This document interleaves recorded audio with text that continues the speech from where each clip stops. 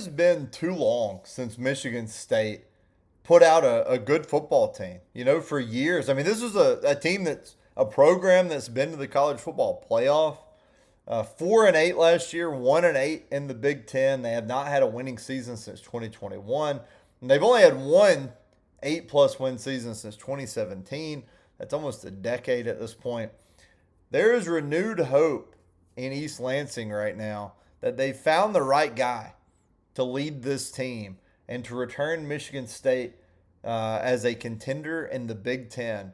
That's what we're going to talk about today here on the You Think You Know Sports podcast, talking about Sparty in this episode as we continue our tour around college football. We're trying to get to all 138 teams this summer. While nobody's talking football, we are. You found the podcast, at least this episode. Hope you'll hit the subscribe button, the follow button, whatever it is, wherever you listen to podcasts, whether that's Spotify, Apple Music, YouTube, Amazon Music. We're everywhere. This podcast really got started because of a TikTok page that has over 10,000 followers where I do deep dive analysis and research on college football, college basketball, and the NFL. I can't wait to get into more of the NFL this offseason.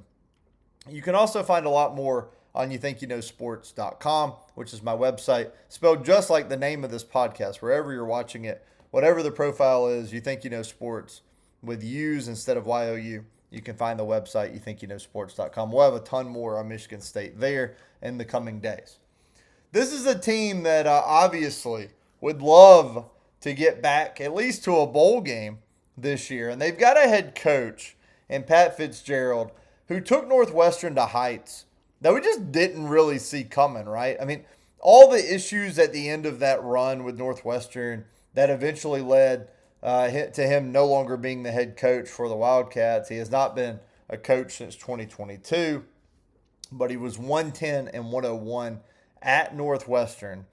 Now he's going to take on this Michigan State job that needs kind of the same rebuild, but it feels like it's a little bit maybe of an easier rebuild because there is some history here where Northwestern had not had a lot. Michigan State, you can see where the issues were. I mean, they had issues all over the offense last year, averaged 23 points per game, number 93 in the country. They had 336 yards per game. We're going to get to the defense in a second. That's outside the top 100. They were 33% on third downs on conversion rate, number 114. They were 44% on fourth downs, better on fourth downs, but number 112 in the country on fourth downs. Defensively, they give up 30.5 points per game and 382 yards per game. Both, at least the points are worse than average. Yards per game about average nationally. So now they've got a new quarterback who started the last 4 games last year. Alisio Militrojevic is the quarterback. I'm only going to say that once. I don't want to butcher his name. Look, he had 10 touchdowns, 3 interceptions last year, completed 64% of his passes. He started the last 4 games against Minnesota, Penn State, Iowa, and Maryland. He threw for 255 yards and 2 touchdowns and a pick against Iowa. Listen, Iowa's always got a great defense. If you can do that against Kirk Ferentz and the Hawkeyes, I think that shows your talent, right? I think that definitely shows his talent. So we'll see if he can take the next step after getting a little bit of a head start, getting to start those last 4 games last season. On the offensive line, they've added UConn transfer Ben Morawski. They've also brought in a center from North Dakota State, Trent Fraley.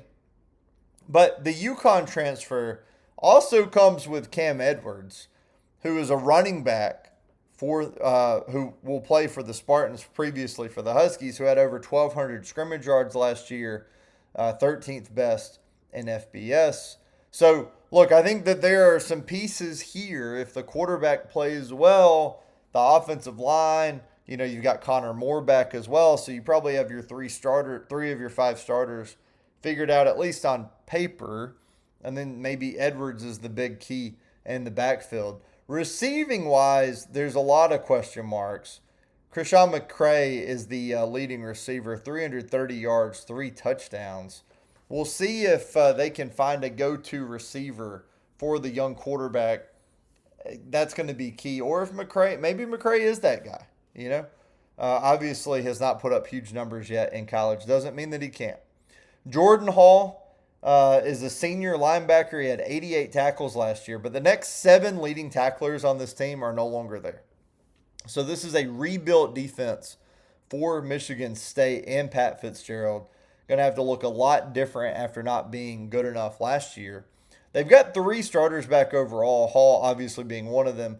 On the defensive line, Ben Roberts and Isaac Smith are also back. They also bring in a couple of defensive backs. Trey Ball is coming over from Iowa State, and then Charles Brantley from Miami is coming in. So they have brought in some reinforcements in the secondary to try to get better defensively. And look, I mean, it's hard to be a whole lot worse than giving up what they gave up last year, 101st in yards per game.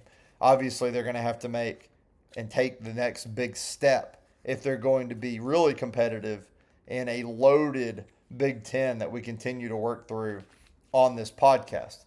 Schedule-wise, they play their first 4 at home, right? Or 3 of their first 4 at home. Sorry.